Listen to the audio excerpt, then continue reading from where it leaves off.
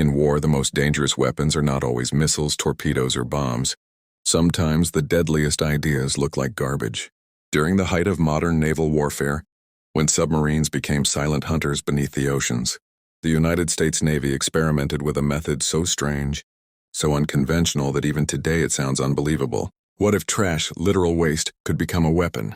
What if something meant to be thrown away could expose enemy submarines, hiding in the darkest depths of the sea? This is not science fiction. This is a real story, and by the end of this video, you may agree that this bizarre American trash disposal method might have been one of the smartest anti-submarine tactics ever conceived. By the mid-20th century, warfare had changed forever. The oceans, once ruled by massive battleships and aircraft carriers, had become hunting grounds for submarines. These steel predators could remain hidden for weeks, sometimes months, striking without warning and vanishing before anyone could respond. For naval commanders, submarines were not just a threat. They were a nightmare. You couldn't see them. You couldn't hear them clearly. And by the time you detected them, it was often already too late. During the Cold War, this fear multiplied. The Soviet Union deployed fleets of nuclear-powered submarines capable of launching missiles that could erase entire cities. The United States knew that if it failed to track these submarines, the consequences would be catastrophic. Billions of dollars were poured into sonar systems, patrol aircraft, undersea sensors, and classified technologies. Yet despite all this, submarines still slipped through the cracks. The ocean itself worked against detection. Water absorbs sound, bends signals, and creates layers that can hide even large vessels. Submarines learned to exploit this environment perfectly. They traveled slowly, avoided noisy maneuvers, and hid beneath thermal layers that confused sonar. In this silent chess match, even the most advanced navies struggled to keep track of their enemies. And that's when someone asked a question so strange it sounded ridiculous. What if the enemy wasn't hiding from us? What if they were following us? Every ship produces waste. Food scraps, metal parts, packaging, broken equipment, all of it has to go somewhere. On land, trash is collected and buried. At sea, especially during long deployments, waste management becomes a serious logistical problem. Warships cannot simply stockpile garbage forever. Storage space is limited. Odors become unbearable. Health risks rise quickly. For decades, the solution was simple. Dump certain types of trash into the ocean. It sounds shocking today, but at the time it was common practice. Waste was compacted, sealed, and thrown overboard in designated areas. The assumption was that the ocean was vast enough to absorb it without consequence, but while this practice solved one problem, it accidentally revealed another. Submarines are curious by nature. Their survival depends on information. Any pattern, any anomaly, any unusual object drifting through the water could be valuable. And enemy submarines noticed something strange. American ships left trails. Not visible trails, but detectable ones. When trash is dumped into the ocean, it doesn't simply disappear. It sinks slowly, breaks apart, and spreads in patterns influenced by currents, depth, and water temperature. Some materials float temporarily. Some sink rapidly. Some create clouds of debris detectable by sonar. Over time, analysts realized something disturbing. Enemy submarines could potentially follow American trash trails, just like breadcrumbs in the ocean. Instead of panicking, American naval strategists did something brilliant. They leaned into the problem.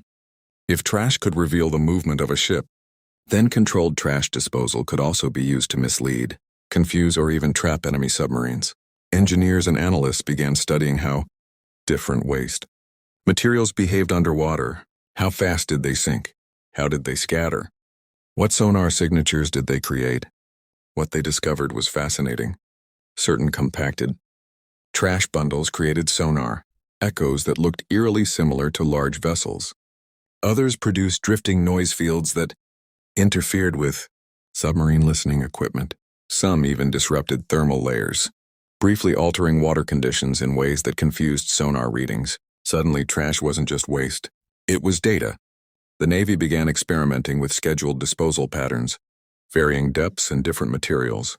In some cases, trash was dumped in locations deliberately chosen to create false movement trails. Enemy submarines tracking these trails could be led away from high-value targets or into monitored zones where American forces waited. This wasn't officially called a weapon.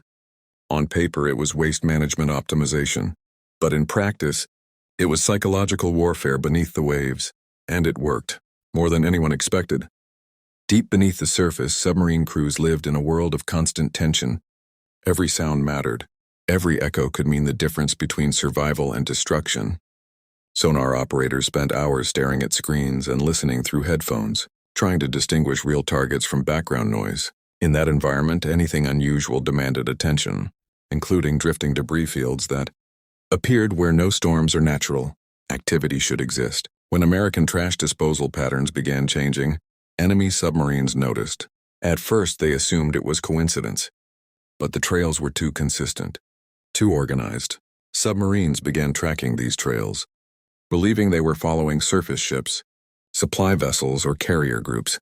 In naval warfare, locating logistics ships can be as valuable as finding warships themselves. What those crews didn't realize was that the trash wasn't marking American movements. It was shaping enemy behavior. Submarines that followed these trails often found themselves drifting into areas saturated with American listening devices. Fixed hydrophone arrays waited silently, recording every propeller turn and engine vibration. Patrol aircraft loitered above, ready to deploy sonobuoys.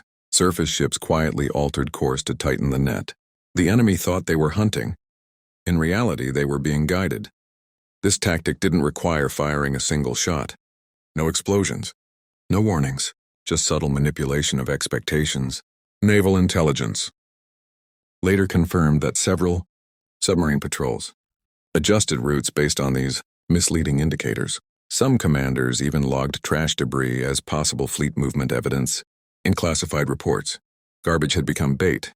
The brilliance of this tactic wasn't just its creativity, it was its deniability. If confronted, the United States could claim it was merely following waste disposal procedures. There was no violation of treaties, no visible aggression, no proof of hostile intent, and yet beneath the surface it reshaped the underwater battlefield. Unlike traditional decoys, trash required no special manufacturing. It didn't need power sources, guidance systems, or maintenance. It was already there, already unavoidable, already part of naval life. All the Navy had to do was understand how to use it. This approach also exploited a fundamental weakness in submarine warfare: information hunger. Submarines cannot see. They must interpret. And interpretation always carries uncertainty. By adding controlled noise into the environment, American forces increased the mental strain on enemy crews. Every sonar contact became questionable. Every trail suspect. Over time, hesitation crept in, and hesitation in warfare is deadly. Even more impressively, this tactic scaled effortlessly. A single ship could create a misleading trail. A fleet could create chaos.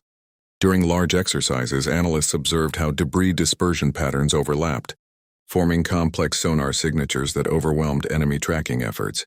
Submarines trained to hunt the clean, silent movements of warships suddenly found themselves navigating an ocean cluttered with false signals.